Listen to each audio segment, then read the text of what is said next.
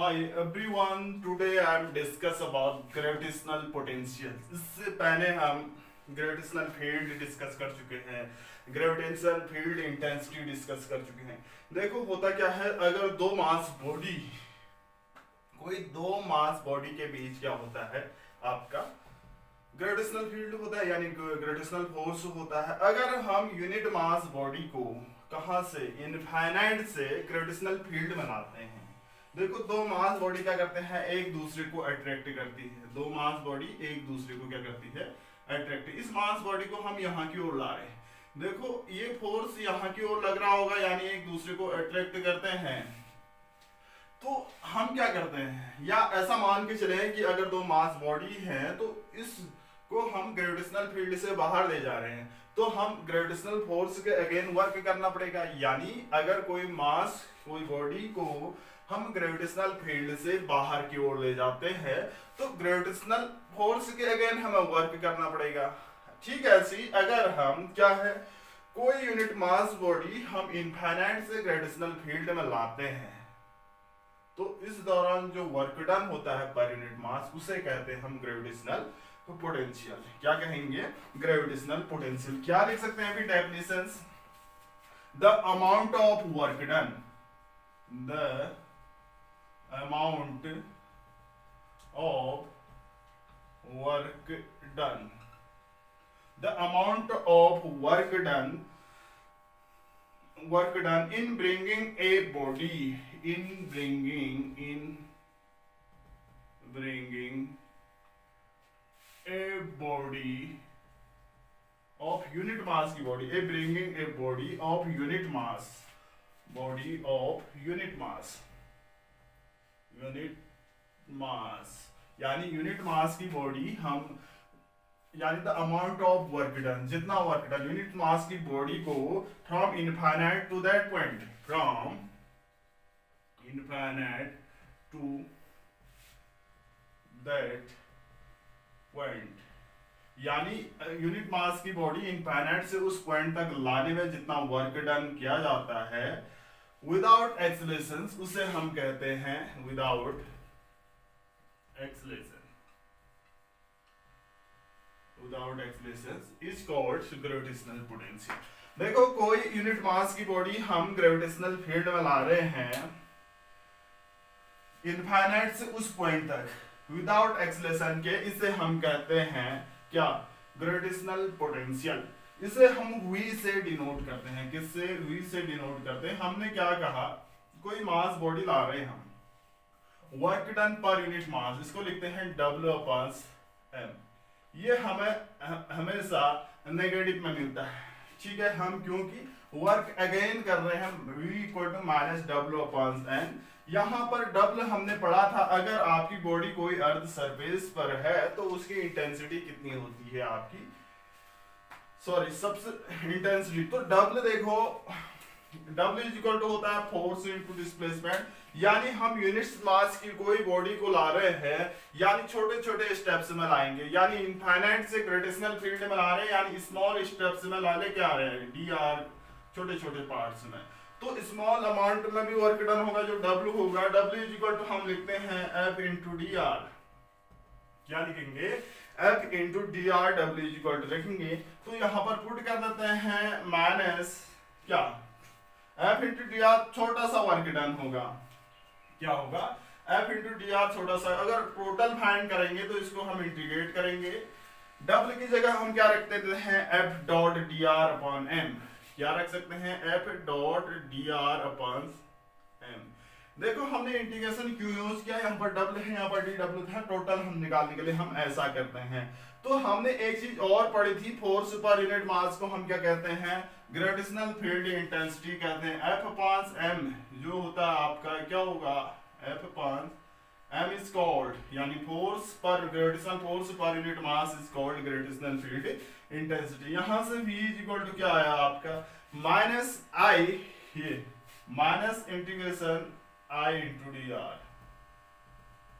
ठीक है, ये क्या होंगे आपके फॉर्मूले होंगे, यानी यूनिट मास की बॉडी को हम लाते हैं, सपोज हम m मास की बॉडी को लेके आ रहे हैं। यहाँ पर W क्या है, amount of work done bringing a body, of mass, m मास की बॉडी हम इनफाइनाइट से ला रहे हैं, इनफाइनाइट से ला रहे हैं, तो किस बिंदु पे किसी पॉइंट तक लाने में जो वर्क डन है, m मास की बॉडी, वैसे यूनिट मास लिखा है मैंने, m मास की बॉडी हम ला रहे हैं उस पॉइंट तक, तो उस टाइम इसका ग्रेविटेशनल पोटेंशियल इतना होगा, ठीक है।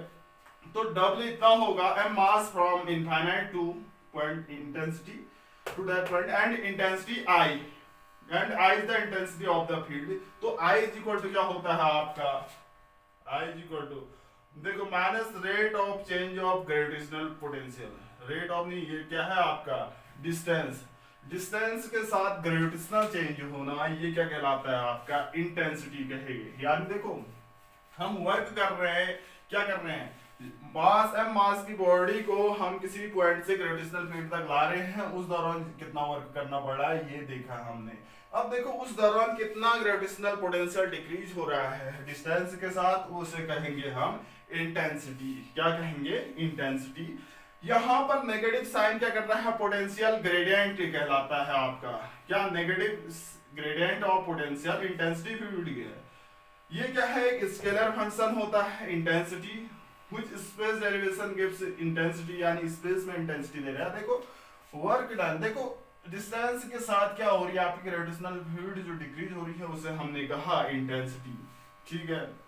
तो नेगेटिव साइन क्या इंडिकेट करेगा, यहाँ पर जो नेगेटिव साइन है आपका क्या इंडिकेट करता है, देखो negative sign indicates that the direction of the intensity, negative sign indicates that the direction of the intensity is the direction where potential decreases. जो इंटेंसिटी की डायरेक्शन है क्या है, यानी इंटेंसिटी की जो डायरेक्शन होगी, जिस डायरेक्शन में ग्रेविटेशनल पोटेंशियल डिक्रीज हो रहा है, यानी यहां से क्या कंक्लूजन निकलता है, इंटेंसिटी की क्या डायरेक्शन, देखो इंटेंसिटी की डायरेक्शन क्या है, जिस डायरेक्शन में ग्रेविटेशनल पोटेंशियल डिक्रीज हो रही है वही डायरेक्शन क्या होगी आपकी इंटेंसिटी की होगी, यही इंडिकेट कर रहा है।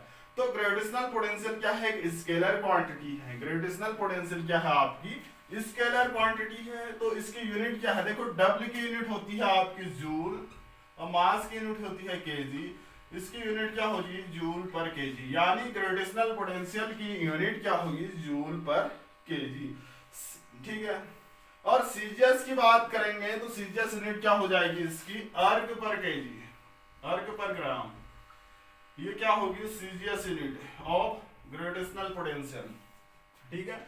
CGS unit of gravitational potential is अर्क पर कूलम। इसका डायमेंशनल फार्मूला की बात करते हैं, देखो डायमेंशनल फार्मूला क्या होगा इसका, देखो W का डायमेंशनल फार्मूला होता है आपका mL2T-2, और मास का होता है आपका m से m कैंसिल आउट होगा तो डायमेंशनल फार्मूला होगा L2T-2। ये क्या होगा इसका डायमेंशनल फार्मूला, डायमेंशनल फार्मूला क्या होगा L2T-2। अब देखो एक्सप्रेशन फॉर ग्रेविटेशनल पोटेंशियल की बात करते हैं, इसका एक्सप्रेशन कैसे डिवाइड कर सकते हैं, कैसे शो कर सकते हैं, देखो expression for gravitational potential next topic है इसी का, कैसे हम V इक्वल टू हम क्या कर रहे हैं माइनस W अपॉन m, क्या एक्सप्रेशन होगा, expression for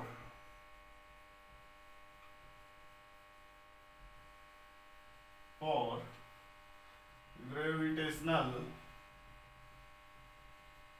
expression for gravitational potential, ये देखो पोटेंशियल, ठीक है। कैसे हम इसका एक्सप्रेशन एक्सप्लेन करते हैं, सपोज करो एक परफेक्ट स्फीयर है जिसका रेडियस क्या है आपका r है और मास m है। ये क्या है हमारा एक परफेक्ट स्फीयर है जिसका मास क्या है m है और रेडियस इसकी क्या है r है, कैपिटल R है, रेडियस क्या है इसकी जो भी है कैपिटल R है, ठीक है। परफेक्ट स्फीयर है, सिर्फ Suppose to be connected its center, इससे connected से center है, can be the gravitational potential at point Q, Q point पर हमें यहाँ से इसके center से Q point पर gravitational potential find करना है, यानी Q point पर ये O क्या है इसका center है जिसका मास m है, ठीक है।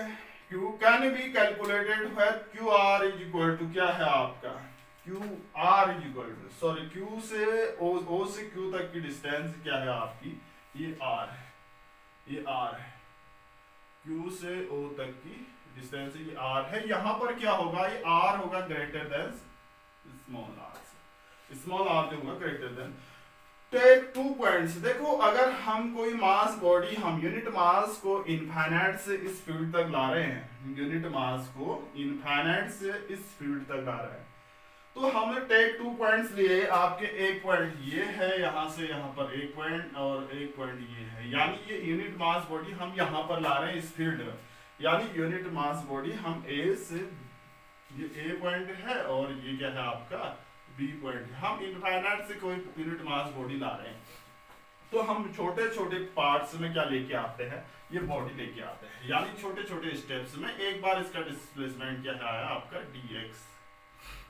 देखो यूनिट मास की बॉडी हम इस फील्ड में ला रहे हैं, इस फील्ड में, इस ग्रेविटेशनल फील्ड में ला रहे हैं, तो क्या होता है हम छोटे छोटे पार्ट्स में लेके आते हैं, तो ये क्या होगा आपका, देखो ए पॉइंट पर ये क्या है डिस्टेंस, ये डिस्टेंस सपोज क्या है x डिस्टेंस है, यानी इसके सेंटर से ये डिस्टेंस क्या है आपकी x है, तो हमें Q पॉइंट तक लाना है, इनफाइनाइट से इस यूनिट मास को Q पॉइंट तक लाना है।